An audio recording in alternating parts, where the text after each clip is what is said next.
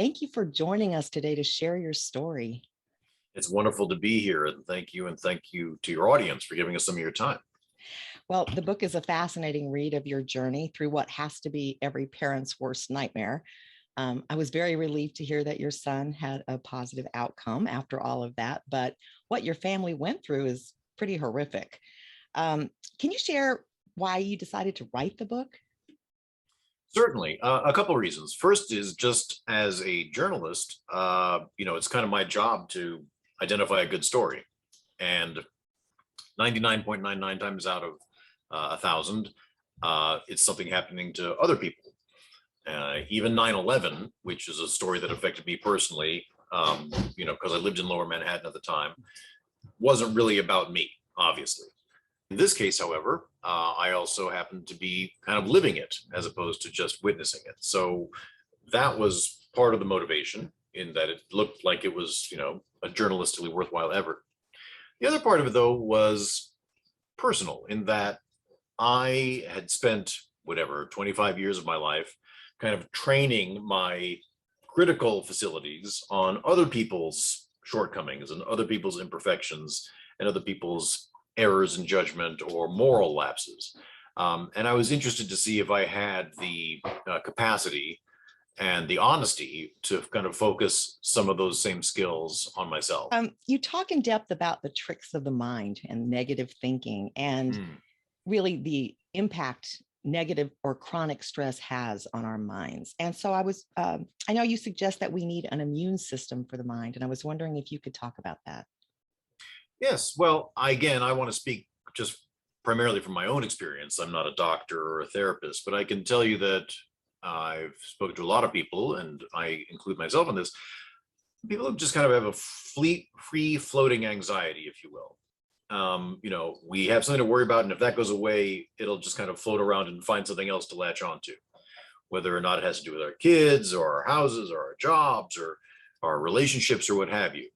And if you combine that with an actual kind of black swan event, right? A genuine stroke of very rare bad luck, it can trigger you into this whole cascading problem of kind of catastrophic thinking, where, something extraordinarily rare but extraordinarily bad has actually happened to you. Therefore, you're inclined to think that it's going to continue, right? That your number is always going to come up, that you're just kind of the hard luck family or the hard luck individual. And that obviously is a very defeating and negative mindset that can not just affect, the joy you get out of life, but can affect everybody around you, right? It is immediately possible to create hell on earth in your immediate environment. And that kind of catastrophic thinking and extreme pessimism can contribute to that. So when I mentioned immune system of the mind, in the course of this journey, which is the nice way of saying ordeal, we obviously learned a lot about the human immune system. My son had a very rare, very lethal primary immune deficiency, and so we had to kind of become fluent enough in that realm of science that we could participate intelligently in the conversation with his doctors. But one of the things that I thought was very interesting about the immune system that I learned is that it's not just one thing, right? It's not just one organ that performs one function, like the heart. It basically is an army of hundreds and sometimes thousands, depending on how you want to count and define the terms, of different kinds of cells that each perform a different function, that each fight a given pathogen or attacker.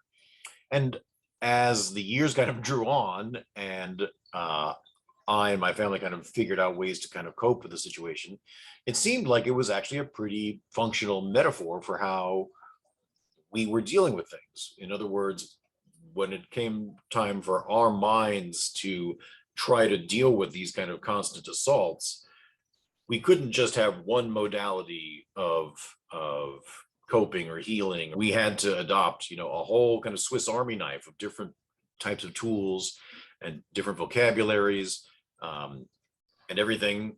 To be specific, I'm talking about everything from diet to exercise to faith practice to meditation, of course, and also various modes of therapy. Yeah, so definitely an expanded toolkit, right? Yeah, it Yeah. was a lot. And I guess and that's the thing. I mean, I don't think everybody is as kind of Neanderthal in their thinking as perhaps I was, but you know, I was of a mind when I first kind of realized that I had to start doing something, that I was going to just commit 100% to a given approach. And if I deviated or I supplemented or complemented that with other approaches, that I was somehow either failing or cheating or not doing it the right way. And it took me a while to kind of liberate myself from that kind of thinking too, and realize that you're not being unfaithful, or you're not failing by adopting kind of a cafeteria style approach to whatever it is you're trying to do. Yeah, absolutely. We actually really try to reiterate frequently that like mindfulness is not a fix all. It works Mhm. great for certain things. It doesn't work so great for some other things. And so I totally agree with that. I think that we have to have maybe multiple modalities even in one day, depending on how big the crisis is we're dealing with. So I appreciate that. Um, you cover in the book the somewhat dichotomous relationship, let's call it a relationship between science and faith. Mhm. And so your wife relied more on faith, where you turned more towards science. And I was wondering now, looking back, how do you see that now? Do you see it differently than you did maybe while you were going through it? Yeah, well, you know, I always want to say that I never entered the whole process or never kind of identified as some kind of militant atheist. I always kind of respected religion to a certain degree, but I don't really think I understood the origins of that respect. And when the crisis hit, yes, I practiced mindfulness, and yes, it helped. But I also took immense comfort in learning about the science. Not only because it's impressive, and you know, science is a fundamentally optimistic endeavor to begin with, right? It either if you're practicing it, if you're learning about it, is because you're participating in the advancement of the species and human civilization, and the alleviation of some of our problems. So uh, that was that kind of intellectual side of it. And then in terms of kind of getting meaning out of it, you know, when you are a rare disease family and your child is getting treated, oftentimes you'll be participating in some study or other. In our case, it was several different studies.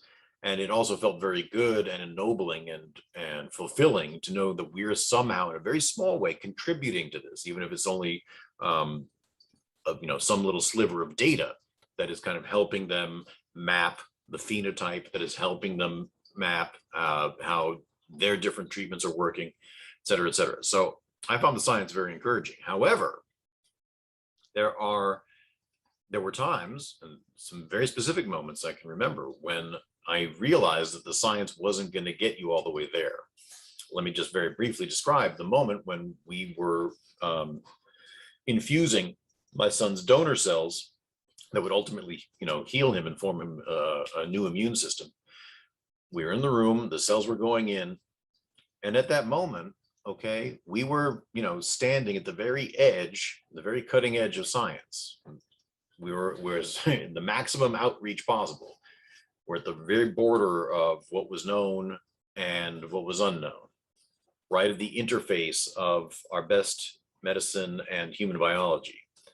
And even at that moment, you know, the doctors and the nurses were like, you know, we think this is going to work, but we don't know. And sometimes we do everything right and it works out great. Sometimes we do everything right and the outcome is suboptimal. Some kids die.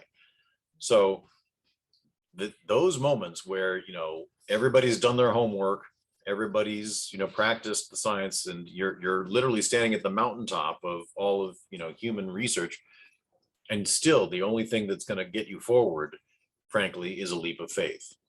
And then in studying and observing my wife's faith practice, which at times, you know, kind of created certain points of friction in our relationship, because I think she felt that her faith gave her strength for the journey and a source of joy and a source of hope that maybe I could have benefited from, frankly.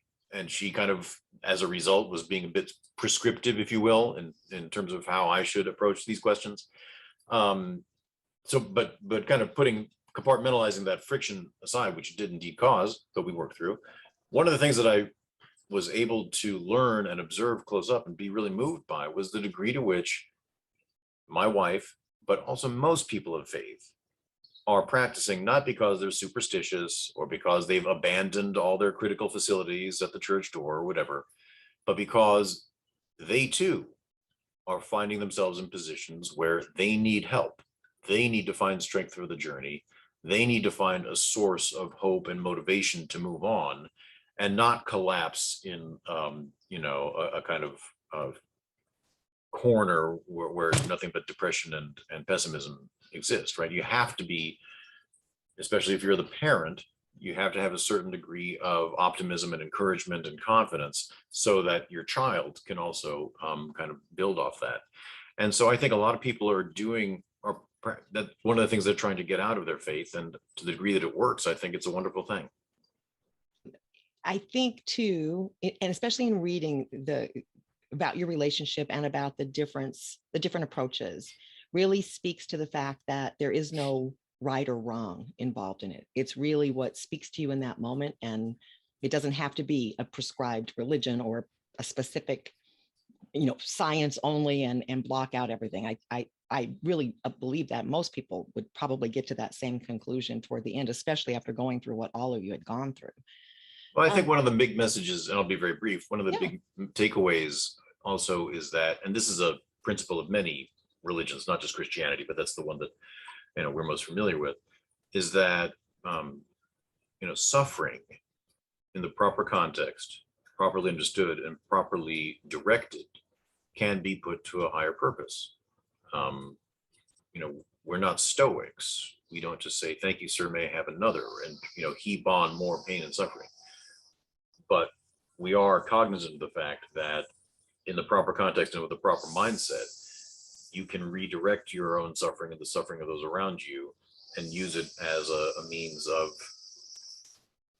both attaining a higher purpose in your own life, achieving higher levels of compassion and optimism, and overall just becoming a more sensitive human being.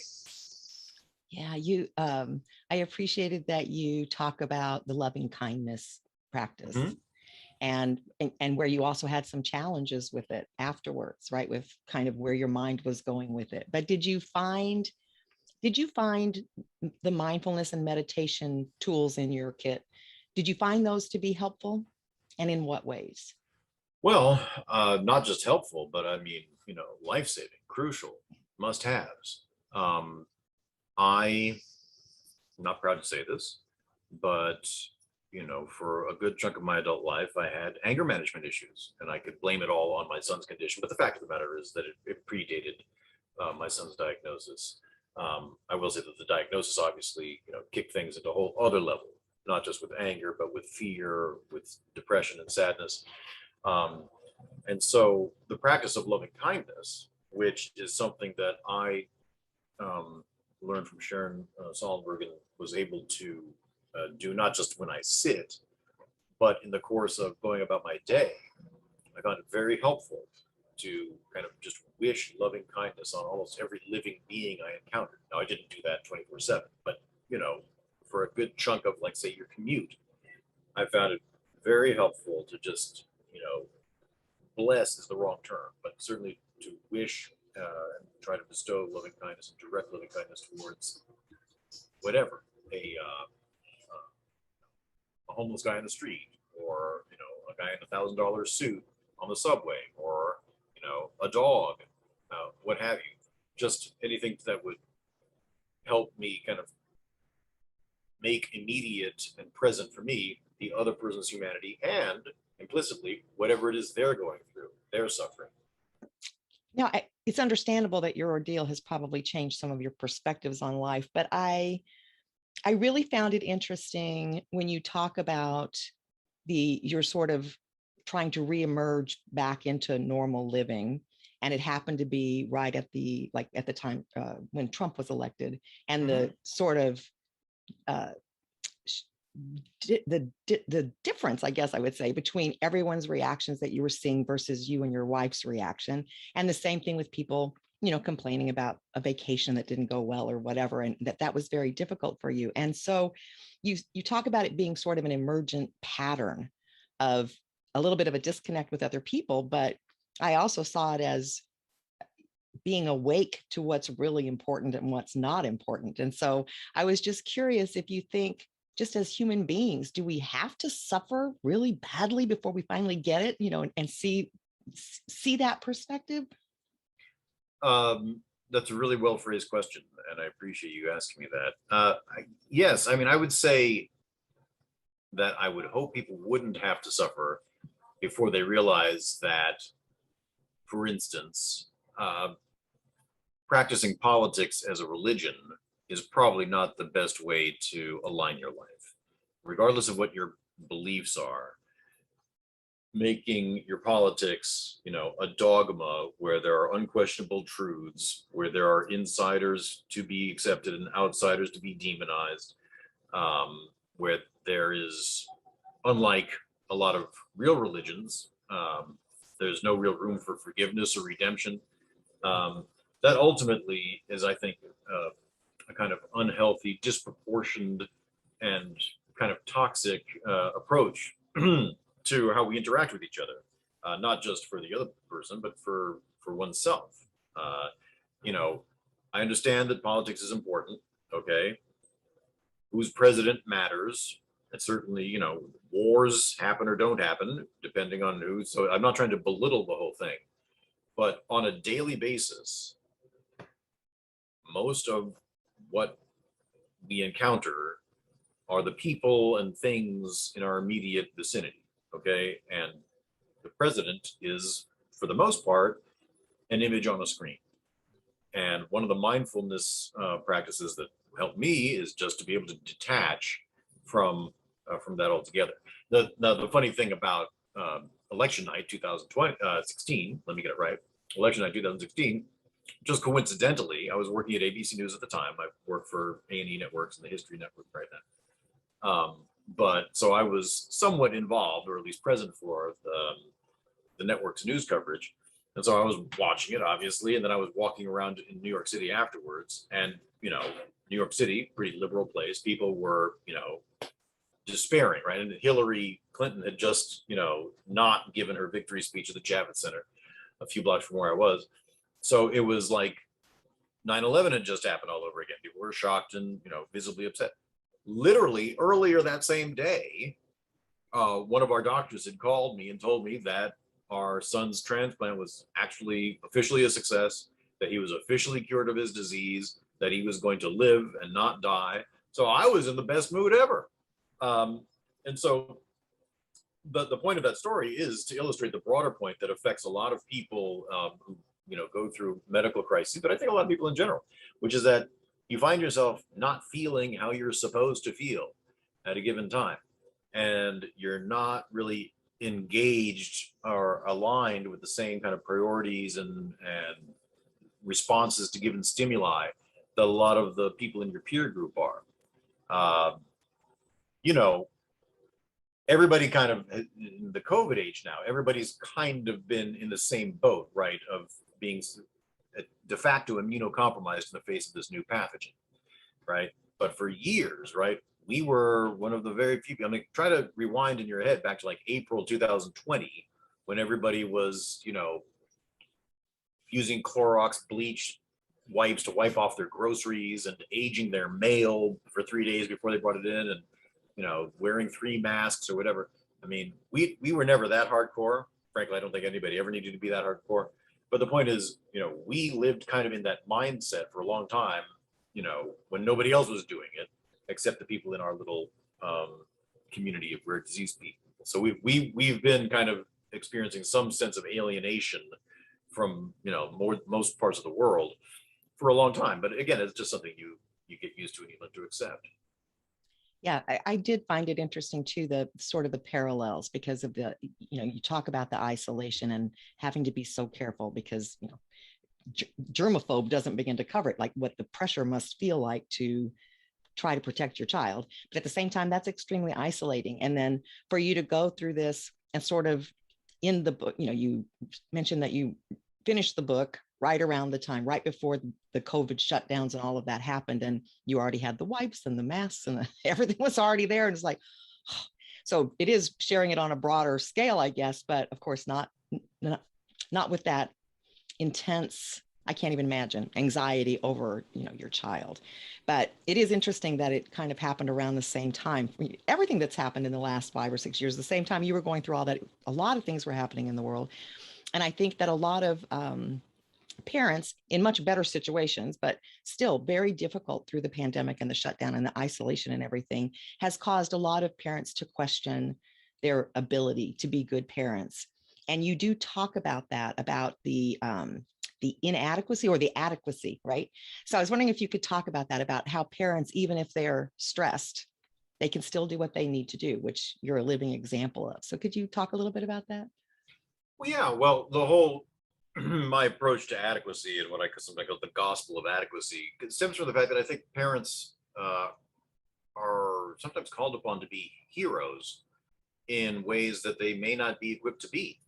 And specifically in our situation, when you read about many stories of rare disease diagnoses in children, somehow parents manage to kind of rise to this saintly level of compassion and patience and calm and giving and altruism. And it is true that that happens in a lot of cases, but it's also true that a major event like a rare disease diagnosis can wreak havoc on a family. It can lead to depression and divorce and substance abuse and bankruptcy and all these very serious things that people don't usually talk about in these contexts. But the truth is that when you're put under extreme pressure, sometimes you crack. So, and that was certainly, the case in my situation. There were many, many times in which I did not perform as well as I would have liked to, looking back on it.